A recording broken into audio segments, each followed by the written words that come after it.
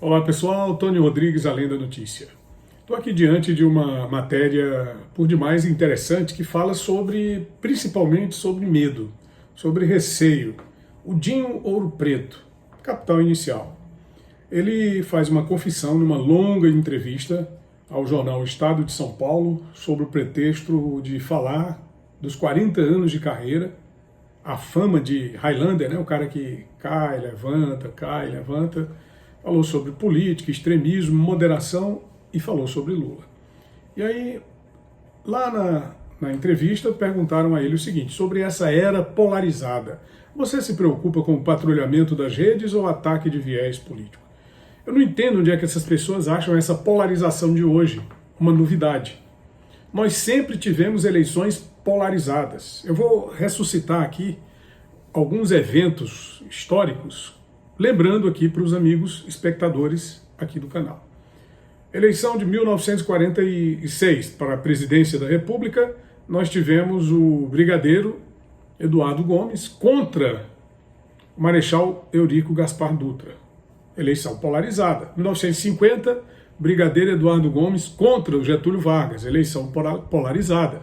1954, Juscelino Kubitschek contra Juarez Távora. Polarização política. Nós tivemos isso na eleição de 1955, né?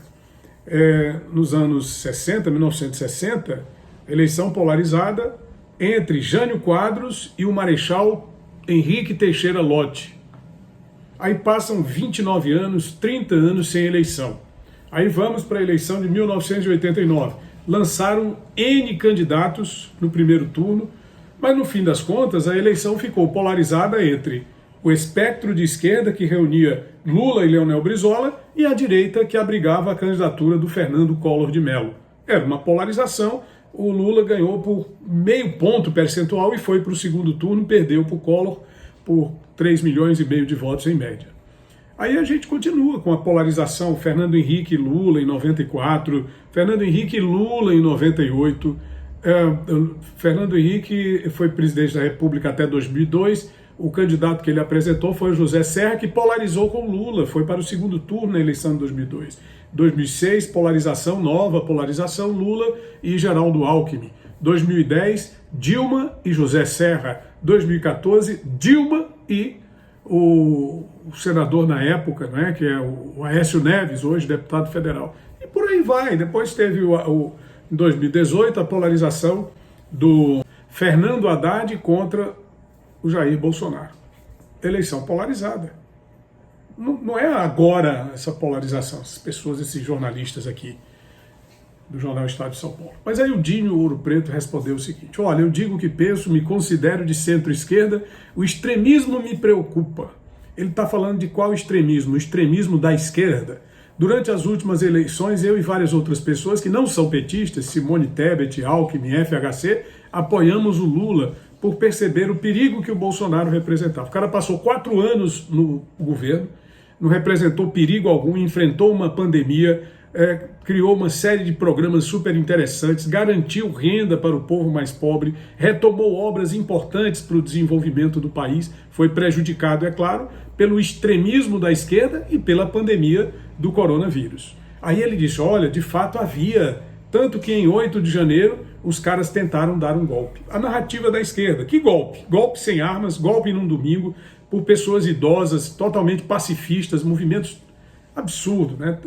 Bom, antes da eleição fiz o L, perdi dezenas de milhares de seguidores. Em alguns momentos críticos da história do Brasil, você precisa se pronunciar. Aí entra o medo. Somos de uma geração engajada, mas também não quero que o capital inicial vire um palanque. Eu não sou um ativista, sou um músico. Agora você não pode achar que metade do Brasil que votou no Bolsonaro é fascista. Não é possível, não dá para ser. Uma grande fatia disso engloba os antipetistas, os conservadores, mas daí a dizer que são fascistas é extrapolar. É interessante a informação que eu vou dar agora. Antes eu quero que você assista um trecho do vídeo que eu recortei das redes sociais do deputado Mário Frias. Assista um trecho dessa fala do nobre Dinho Ouro Preto, do Capital Inicial. E eu volto na sequência. Eu me considero de centro-esquerda. Eu me considero, eu seria um social-democrata, se eu fosse europeu. O extremismo me preocupa. Acho que precisa ser denunciado. Durante as últimas eleições, eu e várias outras pessoas que não são petistas, sabe?